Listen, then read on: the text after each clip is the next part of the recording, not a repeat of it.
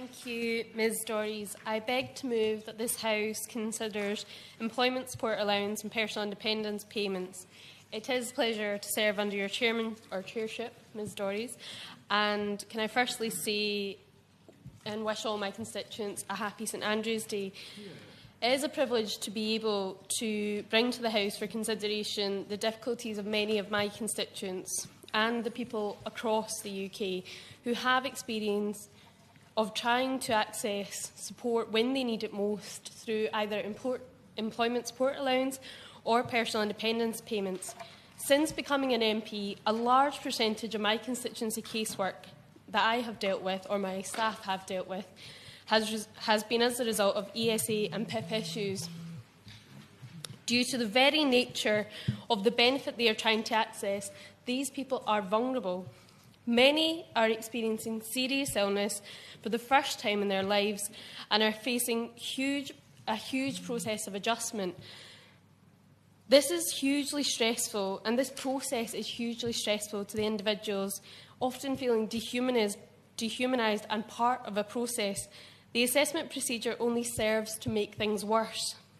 Of the ESA and PIP cases that my office has dealt with, many have been complaints about the assessment process, and I will discuss one particular case in detail today.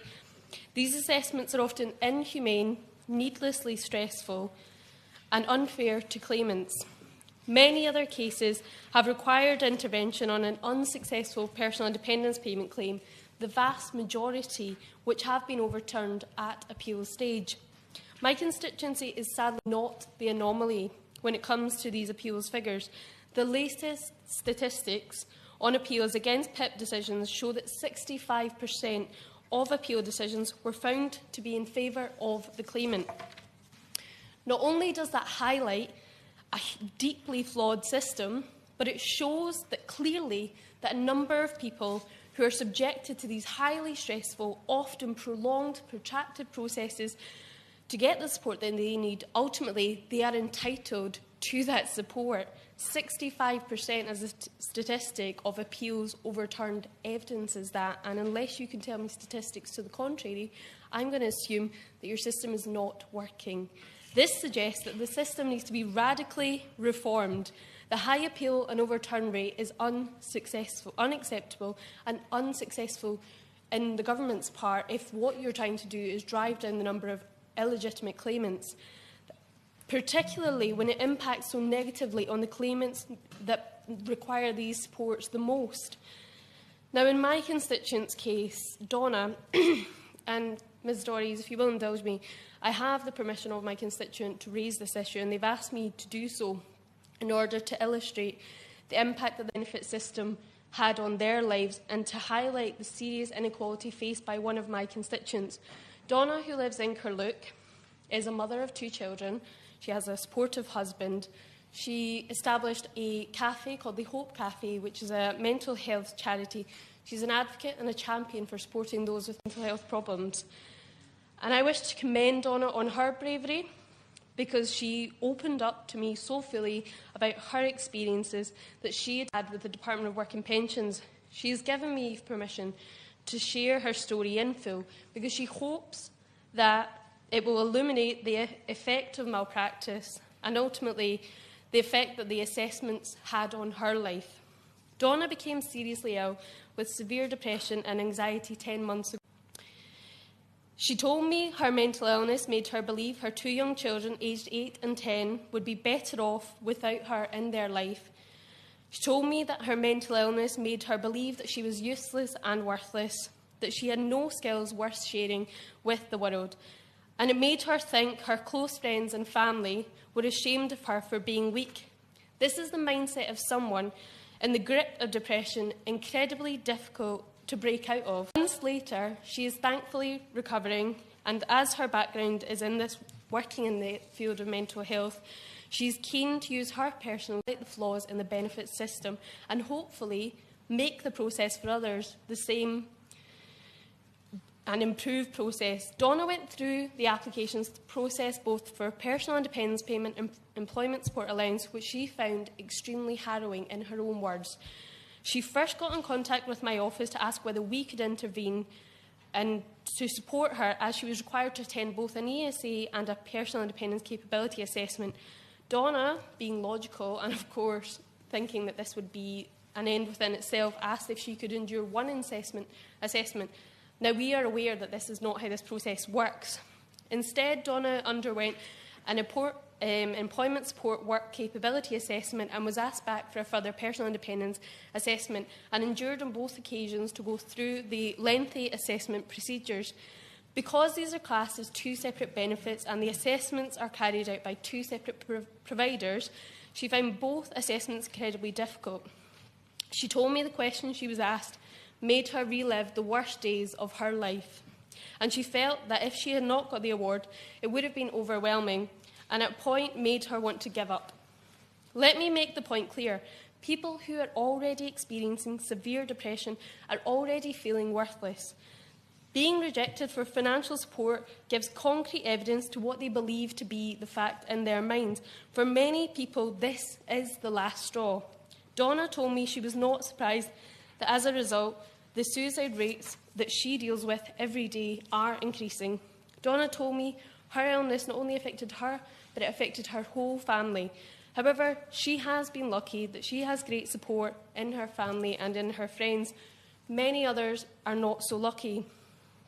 For many people, without family support, where would they be? At the point when the rejection of the benefit system, who are they supposed to turn to?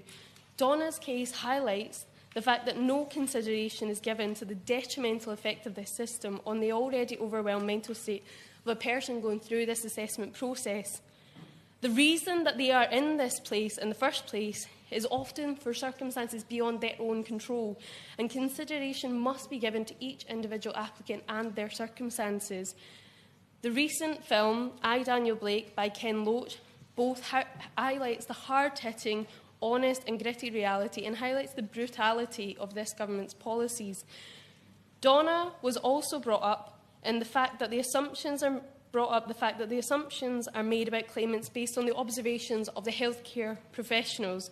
She asked for a copy of her medical assessment report and was disgusted that the comments were noted about her appearance, her personal grooming, and whether they are tired or sweating.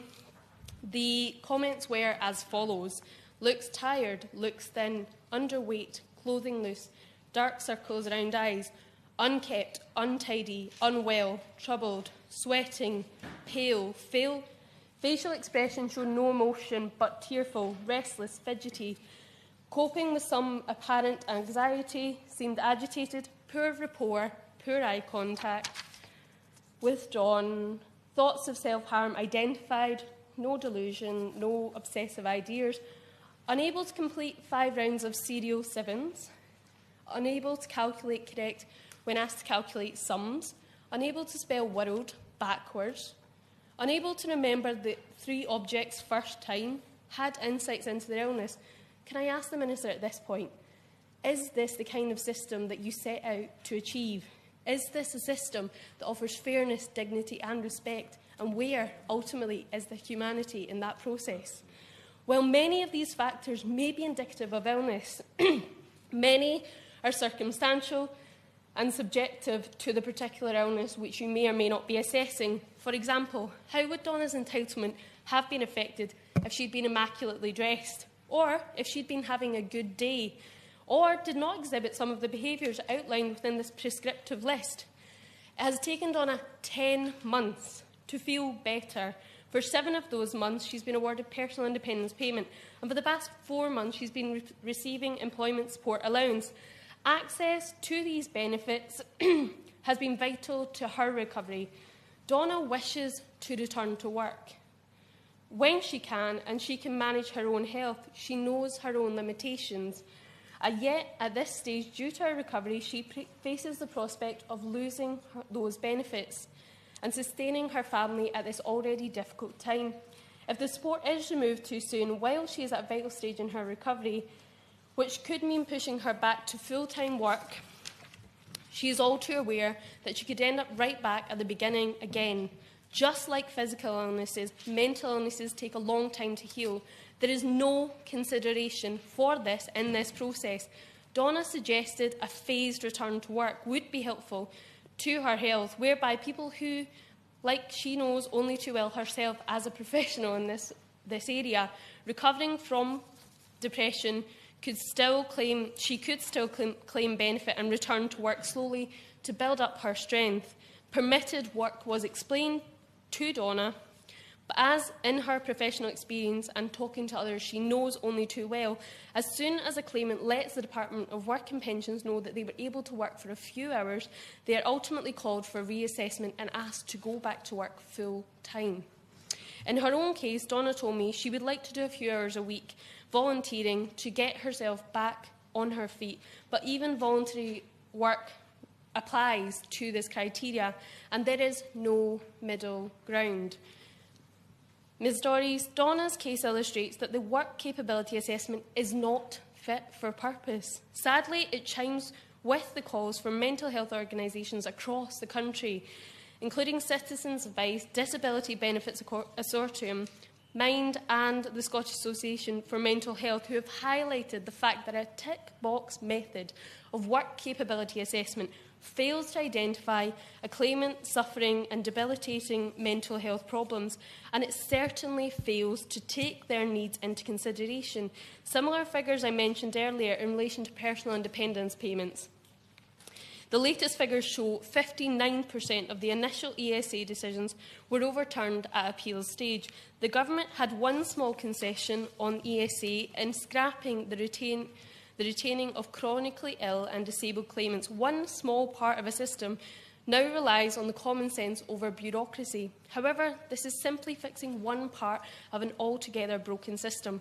Although exemptions from repeated assessments for chronically and long-term ill claimants is welcome, it is extremely disappointing that the Department of Work and Pensions Secretary has not considered this for PIP claimants.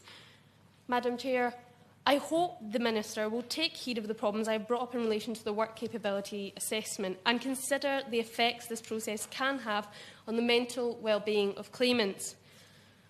I respect the hard-working staff who work for the Department of Work and Pensions, who ultimately are asked to administer this government's policy.